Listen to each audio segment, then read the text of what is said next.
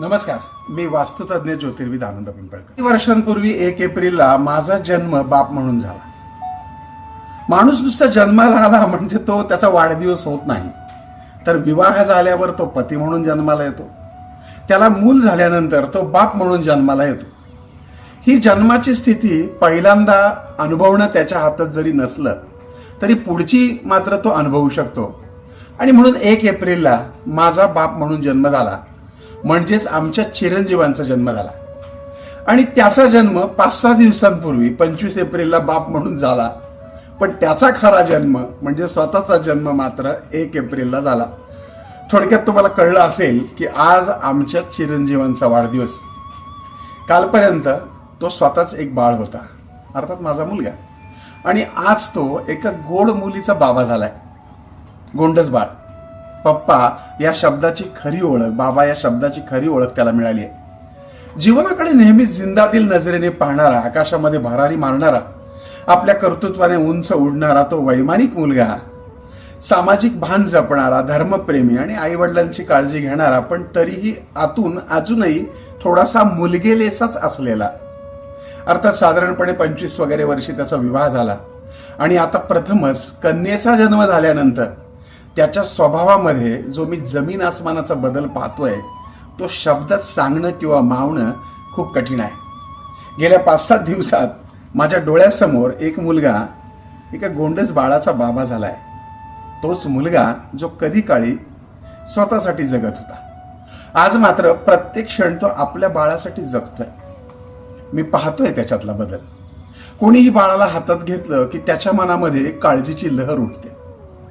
अरे, ती बाळ नीट घेतील ना, त्यांनी हात धुतलेत, पाय धुतलेत का, ते कुठून आलेत, बाळाला काही त्रास तर होणार नाही ना, हे प्रश्न त्याच्या डोळ्यातच दिसतात नाही तर शब्दातनं देखील ऐकू येतात. या महाराजांची रात्रीची झोप हरवली आहे.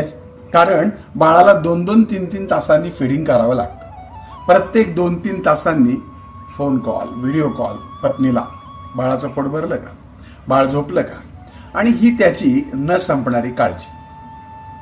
आता समोरचे, आजूबाजूचे सगळे जरी प्रेमाने आणि काळजीने बाळ सांभाळत असले तरी या माणसाच्या मनाला मात्र, या बापाच्या मनाला मात्र समाधान मिळत नाही.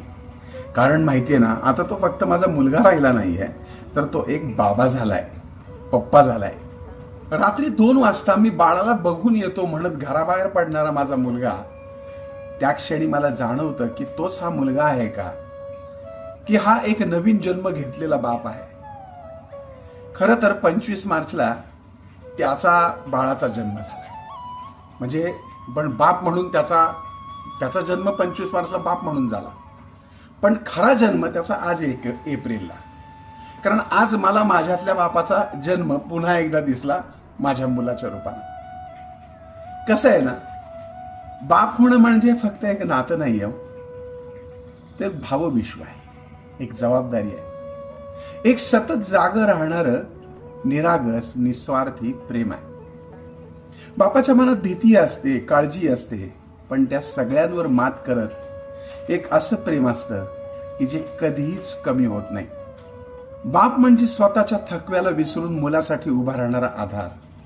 बाप म्हणजे डोळ्यात काळजी आणि ओठांवर धीर देणारा हसरा चेहरा. बाबा म्हणजे मुलाच्या प्रत्येक श्वासात स्वतःचं आयुष्य गुंफून टाकणारा एक शांत योद्धा. आणि बाबा म्हणजे न बोलताही सर्व काही समजून घेणारं आणि कायम सावलीसारखं सोबत असणारं प्रेम. आज मी फक्त एक वडील म्हणून नाही तर बाप म्हणून अभिमानाने सांगू शकतो की माझा मुलगा आज खऱ्या अर्थाने मोठा झालाय. त्याचा हा नवीन जन्म, हा बाबा किंवा पप्पा म्हणून सुरू झालेला प्रवास अखंड राहो, आनंदाने, समाधानाने आणि यशाने भरलेला राहो. त्याला दीर्घायुष्य लाभो, त्याच्या सर्व इच्छा पूर्ण होत, आणि या छोट्या परीसाठी तो नेहमीच एक आदर्श बाबा ठरो, हा मनापासून आशीर्वाद.